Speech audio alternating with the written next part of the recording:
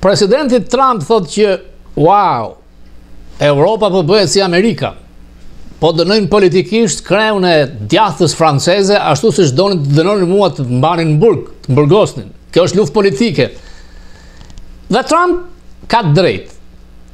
E djatha europiane po sulmohet e egër.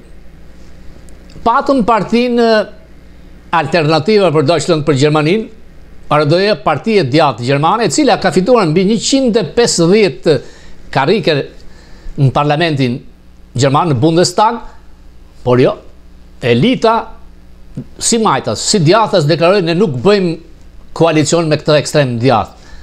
Se çfarë ekstremi djathtë është një parti që e ka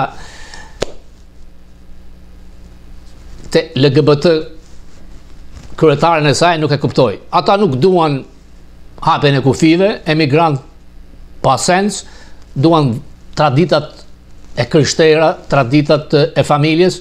Pra ata janë shumë më poshtë se republikanët këtu, më në qendër. Por jo, nuk duhen lejuar në pushtet. E patën bërë dikur dhe në Austri. Po në Rumani, kandidati për president, fitues, me një vendim të gjykatës supreme, i anullojnë zgjedhjet e para dhe nuk lejohet garoj në zgjedhjet e reja, sepse, kujdes, Russian collusion, si që akuzonin Trumpin këtu, nga disa reklama që janë bërë në internet nga organe ruse. Edhe kjo është skandalose. Pra kemi 3 raste, Le Penin, ARD-n dhe Rumunin. Pse Europa, e cila mbahet si elita e demokracisë, duke quajtur demokracinë amerikane si diçka të bastardizuar, nuk pranon që të drejtohet nga e djatha, por votuesi europian është zgjuar.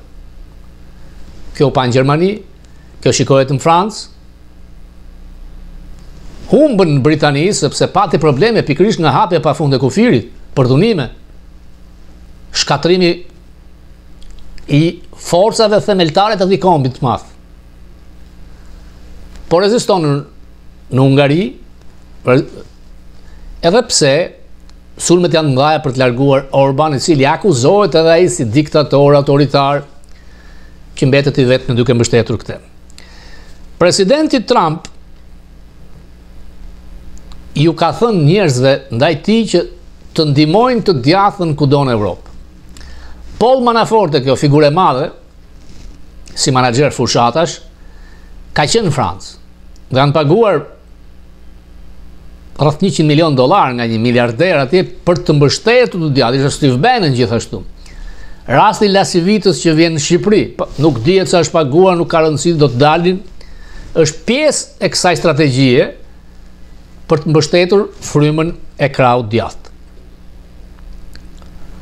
Kam pasur një intervistë me John Aliten, mafiozin në thonjza shqiptar amerikan të Xhangatit, i cili me të vërtet tregon një redemption. Pra një njeri që dënohet, që ka qenë pjesë e një të kaluar të errët, por që shkon në kish, që jeton me situatën amerikane, mbështet si Trump, është zgjedhur antar i këshillit në Englishtown, në New Jersey, por Alite mendon se do të garoj për kongres vitin tjetër për republikanët. Zona aty është zonë e kuqe, zonë republikane. Me mua ndan të njëjtin mendim që i duhet kërkuar presidentit Trump që të fusin në agjendën e shtëpisë së bardhë edhe festimin e ditës kombëtare të Shqipërisë. 28 nëndorin ama. 28 nëndorin. Ndryshe, më mirë dalim në rrugë. 29 nuk është shqiptarëve, është një pjesë. Nuk po hy, se cili beson atë që duhet besoj, ata besojnë që e çliruan Shqipërinë nga gjermanët, le ta besojnë, faktet janë ndryshe, 28 i bashkon gjithë. Për gjithmonë, Bana King. Well, I think it's wrong because, you got young people that made mistakes in their life. If you don't give them a chance at redemption, you're just telling them to continue on the wrong path and continue as a criminal. That's not a good focus